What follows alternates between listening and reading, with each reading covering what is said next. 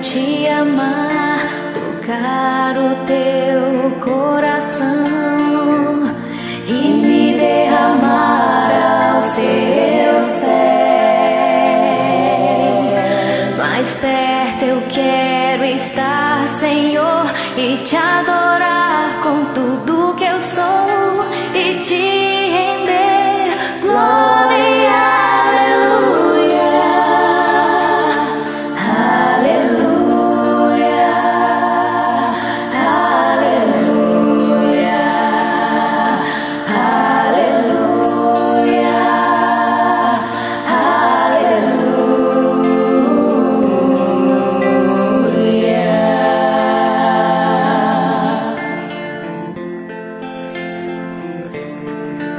Quando lutas vierem me derrubar, firmado em ti